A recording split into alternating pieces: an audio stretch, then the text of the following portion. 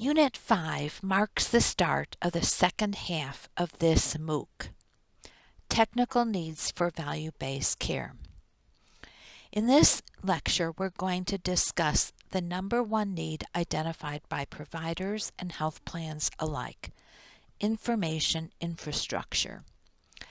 Now, there are many ways to characterize this topic, probably as many ways as people weighing in on its importance. One of the terms associated with information infrastructure is interoperability, a buzzword that is widely used but is specific to exchange of data and has several complex components.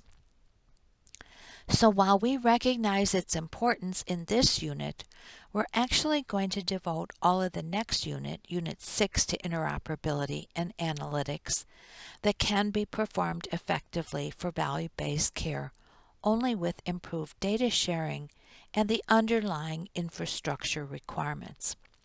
So this first lecture in Unit 5 will cover the IT support needed for applications that can help value-based care succeed.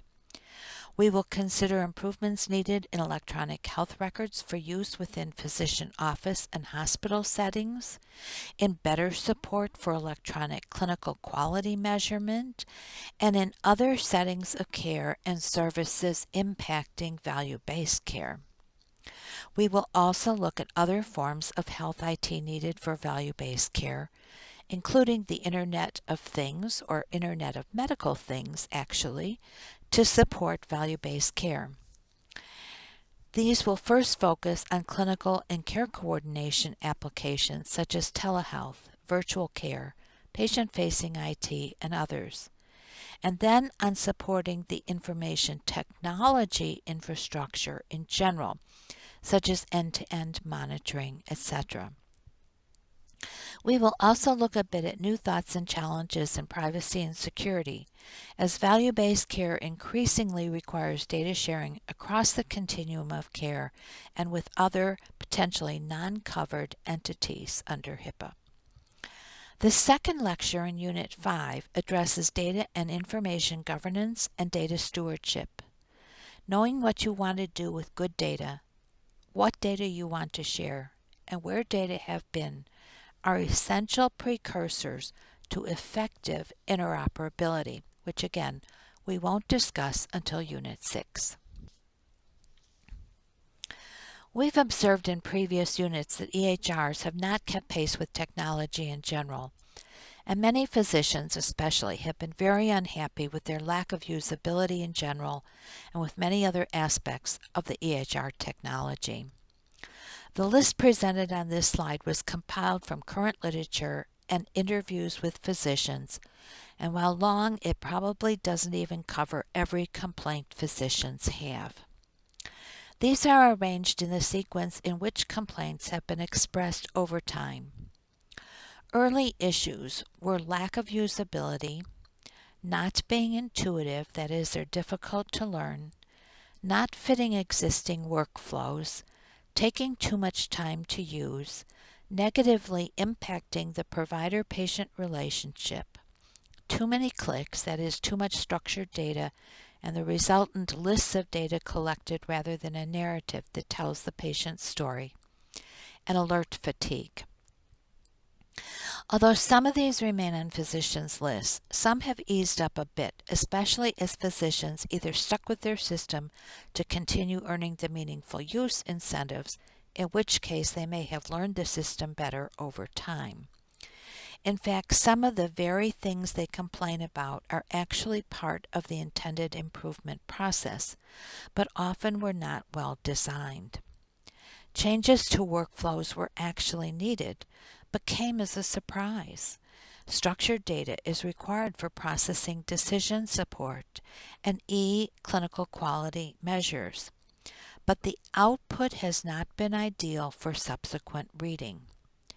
In some settings, optimization strategies have helped both overcome the awkwardness of the system and the EHR functionality itself. For example, input into workflows, reducing the number of alerts, and encouraging use of other staff and even patients to take on some of the data entry have helped significantly.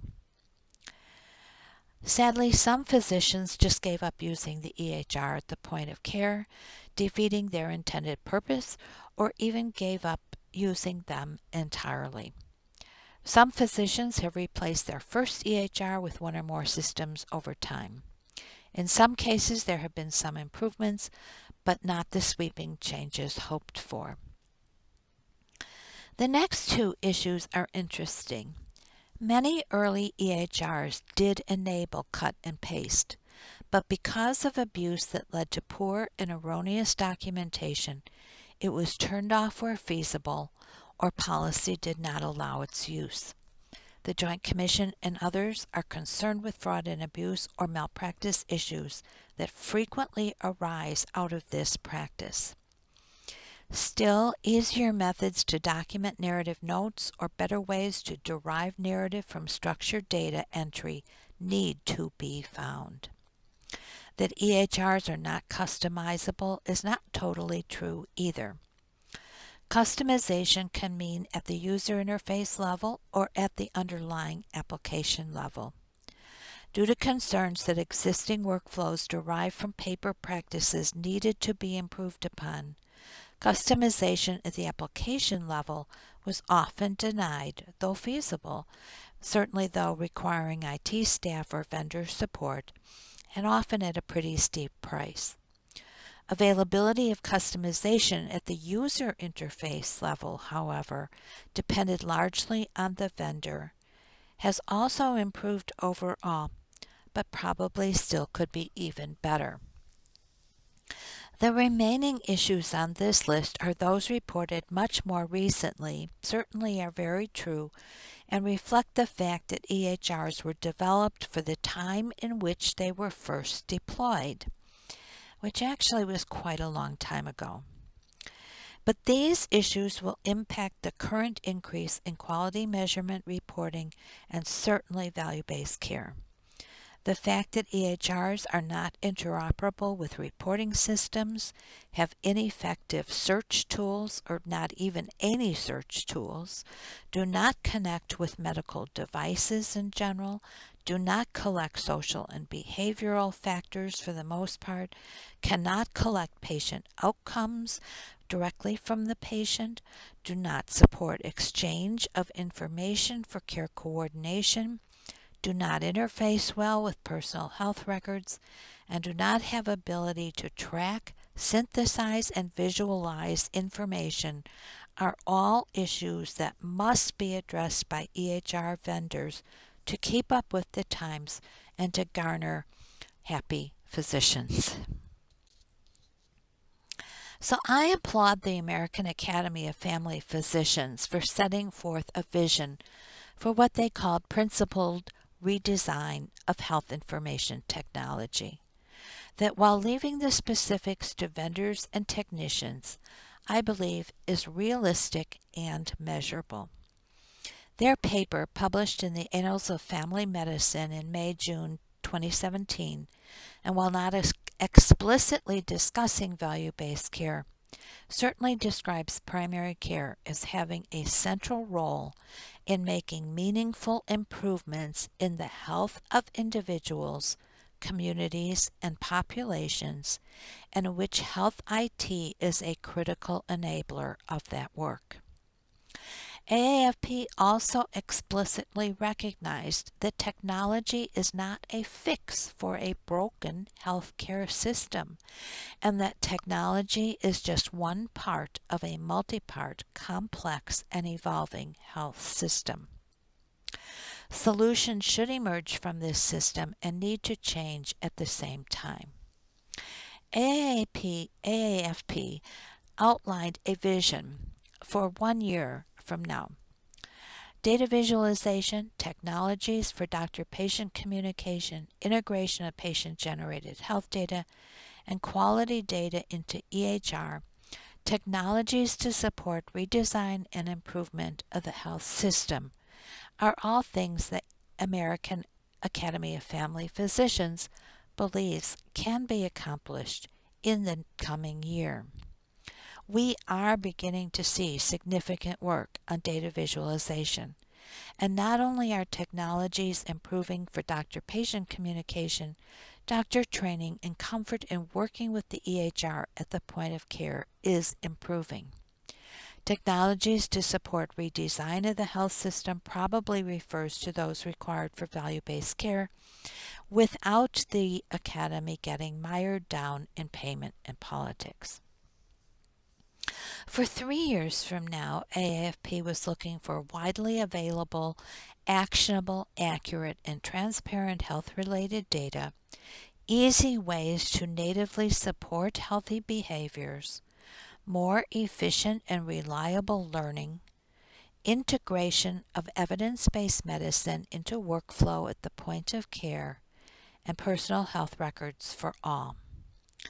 There is certainly recognition of these needs, and mHealth technology is addressing some of them, though not integrated with EHRs accessible generally to primary care providers. Personal health records also exist, but are generally not well integrated. For 5 years from now, the Academy is looking for task interoperability. Individuals and communities being able to aggregate data to compute health indicators so emerging problems are identified early. System interoperability, as we'll discuss in Unit 2, is being addressed through applications supporting existing EHRs. I think time will tell whether in 5 years the base EHR will change to be more interoperable or whether these overlaid applications will be sufficient. At least 2 of the top EHR vendors are addressing this directly. In 7 years, the Academy is looking for effective use of technology to deliver meaningful and relevant health-related information at the right time in a way that is frictionless and brings joy to the practice of medicine. This vision statement seems to suggest that it will take a full 7 years from now to make physicians happy with their health IT.